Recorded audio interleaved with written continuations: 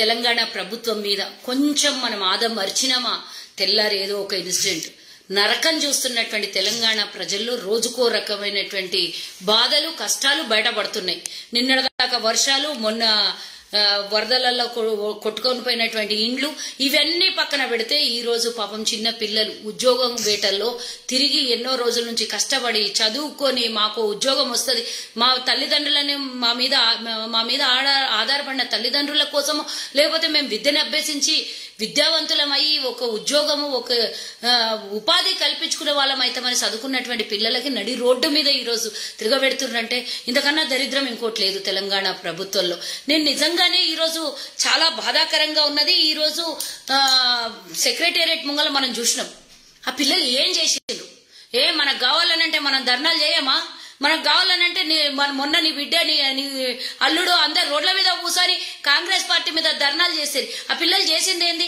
ఉద్యోగాలు ఇస్తలేవురా భగవంతుడా, ఉద్యోగాలు ఇరా, నోటిఫికేషన్ వేసిండు, నోటిఫికేషన్ల దాంట్లోనన్నా మాకు కనీసం భర్తీ చేయండి అని ఎన్నో రోజుల నుంచి కొట్లాడుతున్న కానిస్టేబుల్ ఉద్యోగస్తుల కోసం రోడ్ల మీద పాపం ధర్నాలు చేస్తూ వర్షాల్లో తడిసి తినక కష్టాలు పడినటువంటి పిల్లలకి ఈరోజు మరి ఇంకేం మాట్లాడాలో నాకు అర్థమైతలేదు.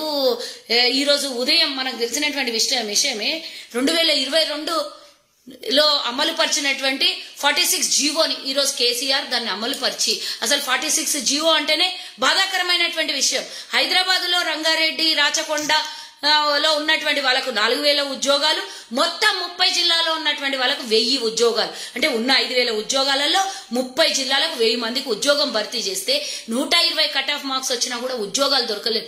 అంటే మా వికారాబాద్ జిల్లా ఎగ్జాంపుల్ చెప్తున్నా, 5% అంటే ఒక 5 ఉద్యోగాలు, 1% మాకు వచ్చేది 5 ఉద్యోగాలు వస్తాయి మా జిల్లా. 5 ఉద్యోగాలు ఒక జిల్లాలో ఏం చేయాలి? 1000 మంది ఈరోజు టీఎస్ఎస్పీ ఉద్యోగాల కోసం ప్రిపేర్ అయిన పిల్లలు అందరూ ఎటుపోవాలి నాకు అర్థమైతలేదు. ఆ విషయాన్ని నిరసన తెలపడానికి మా మాట ఇంటలేడు ముఖ్యమంత్రి.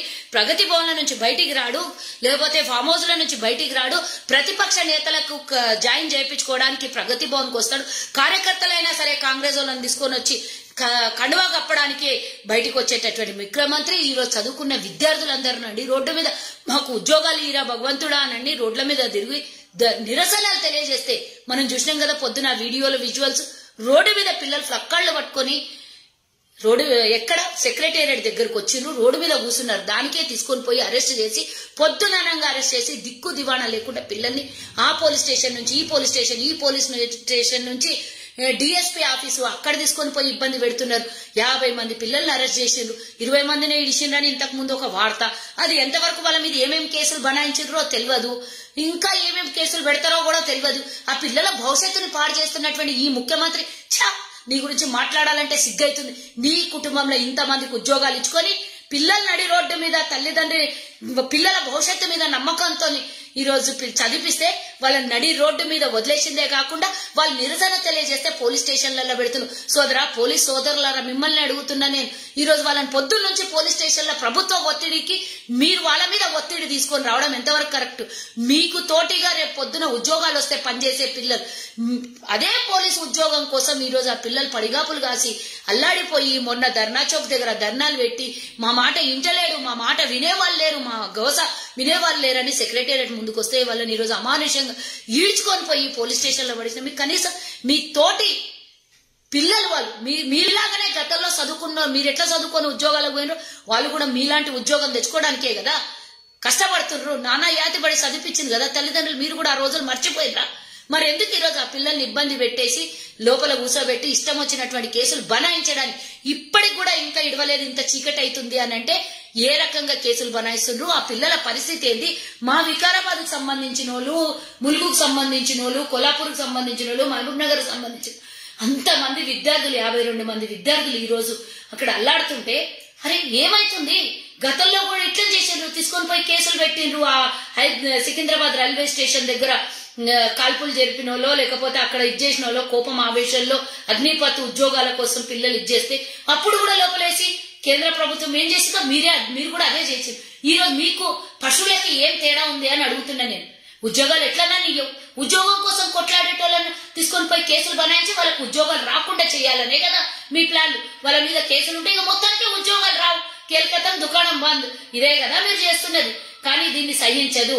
రాష్ట్ర వ్యాప్తంగా పిల్లలకు అన్యాయం జరిగితే ఆ నిరుద్యోగస్తులకు గనక ఏమన్నా కేసులు బనాయించి ఆ పిల్లల్ని ఇబ్బంది పెట్టి ఆ ఉద్యోగ పడితే 5,000 ఉద్యోగం గతంలో 2022కు ముందు ఏదైతే మీరు ఇస్తామన్నారు అంతకు ముందు ఉన్నటువంటి వ్యవస్థనే ఈరోజు మళ్ళీ దాన్ని ఇవ్వకుండా మీరు గనక ఈ 2020 తర్వాత తెచ్చినటువంటి జీవోని తీసేయకపోతే ఎత్తేయకపోతే చూస్తూ ఊరుకోరు అనేది కాంగ్రెస్ పార్టీ నుంచి మేము డిమాండ్ చేస్తున్నాము. ఇమీడియట్ గా జీవోని ఎత్తేయాలని పిల్లలు కొట్లాడుతున్నారు, మేము కూడా వాళ్ళ పక్షాన నిలబడి ఉన్నాము. రాష్ట్రం మొత్తం ఒకే న్యాయం జరగాలి. హైదరాబాద్ లో ఉన్నవానికి 70 మార్కులు వచ్చినా 4,000 మందికి భర్తీ చేస్తా, ఇక్కడ సెటిలర్లు వచ్చినా వాళ్ళకు కూడా ఉద్యోగాలు కల్పిస్తా అంటే అది కూడదు.